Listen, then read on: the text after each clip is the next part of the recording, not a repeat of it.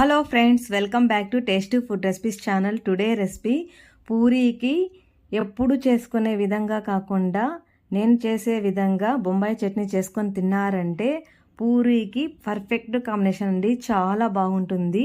మీరే చెప్తారు వీడియో చూసిన తర్వాత, మీరు చేసుకున్న తర్వాత ఈ రెసిపీ చాలా బాగుంది అని అంటారు. అలా ఉంటుంది.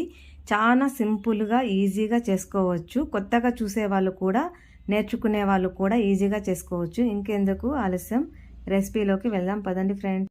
ముందుగా పూరీలోకి సాగు చేయడానికి, అదేనండి బొంబాయి చట్నీ అంటారు, చేయడానికి స్టవ్ ఆన్ చేసి వెలిగించుకొని కడాయి పెట్టుకొని ఒక 2 టేబుల్ స్పూన్లు ఆయిల్ వేసుకోవాలి. 2 టేబుల్ స్పూన్లు ఆయిల్ సరిపోతుంది, అంతకంటే ఎక్కువ వేసుకోని అవసరం లేదు. ఇప్పుడు ఆయిల్ కాగిన తర్వాత కొద్దిగా ఆవాలు వేసి చిటపటలాడాలి. ఆవాలు ఎప్పుడు చిటపటలాడితేనే, అంటే రోస్ట్ అవుతేనే బాగుంటుంది. ఇప్పుడు ఆనియన్స్ 2 మీడియం సైజ్ ఆనియన్స్ తీసుకొని పెద్దగా కట్ చేసుకున్నాను. ఆనియన్స్ పెద్దగా ముక్కలుగా ఉంటేనే మధ్యలో సాగులో మనం నంజుకొని తింటుంటే టేస్ట్ చాలా బాగుంటుంది. ఇప్పుడు చిన్నగా కట్ చేసినటువంటి క్యారెట్ ముక్కలు వేసుకోవాలి.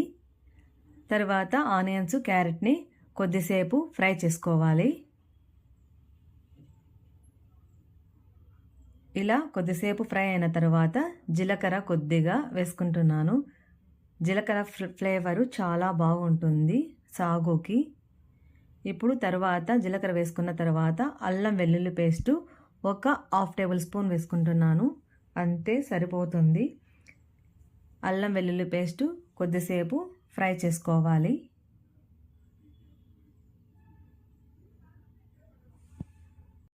పచ్చిమిరపకాయలు ఒక 5 తీసుకొని నిలువుగా కట్ చేసుకొని వేసుకుంటున్నాను.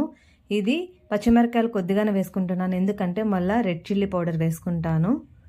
ఇప్పుడు టమోటా ముక్కలు, ఒక టమోటా కట్ చేసుకొని వేసుకుంటున్నాను. టమోటా వేసి కొద్దిసేపు ఫ్రై చేయాలి. టమోటా పచ్చిమిరపకాయలంతా ఫ్రై అయింది కదా, ఇప్పుడు కొద్దిగా పసుపు వేసుకుంటున్నాను.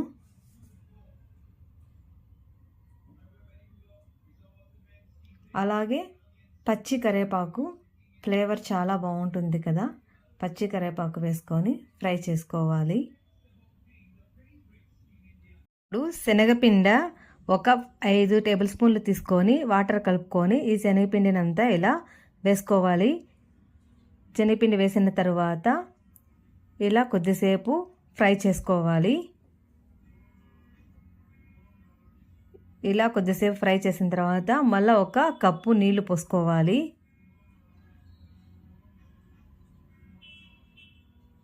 నీళ్ళు పోసుకున్న తర్వాత మళ్ళీ ఇలా బాగా మంచిగా కలుపుకోవాలి. అప్పుడే మనము పచ్చిమిరపకాయలు వేసుకున్నాం కదా. ఇప్పుడు కారానికి red chilli powder 1 tablespoon వేసుకుంటున్నాను. 1 tablespoon red chilli powder, 1 tablespoon ధనియా పౌడర్ వేసుకోవాలి. ఇప్పుడు బొంబాయి చట్నీకి, అదేనండి సాగుకి టేస్ట్ రెట్టింపునిచ్చేది గరం మసాలా కొద్దిగా యాడ్ చేసామనుకోండి, చాలా బాగుంటుంది సాగు. గరం మసాలా అంతా వేసుకున్న తర్వాత రుచికి సరిపడా ఉప్పు వేస్తున్నాను. ఎప్పుడు ఉప్పు కొద్దిగా తక్కువ వేసుకుంటేనే బాగుంటుంది. తక్కువైతే మళ్ళా కావాలంటే యాడ్ చేసుకోవచ్చు. ఎక్కువ అయిపోయిందనుకో చాలా ఉప్పుగా ఉంటుంది కదా, అందుకని కొద్దిగానే వేసుకోవాలి. ఇప్పుడు పొటాటో 1/4 కిలో తీసుకొని ఉడికించుకున్నాను. ఉడికించుకున్న తర్వాత ఇలా చిదుము పెట్టుకోవాలి. అంటే కొద్దిగా ఉల్లగడ్డ అక్కడక్కడ ఉండాలి, కొద్దిగా పొడి చేసుకోవాలి. చేసుకున్న మిశ్రమాన్నంతా ఈ సాగులోకి వేసుకోవాలి. పొటాటో అంతా ఉడికించుకున్నది వేసుకున్నాం కదా, ఇప్పుడు బాగా మంచిగా ఈ మసాలా అంతా పట్టే విధంగా బాగా కలుపుకోవాలి.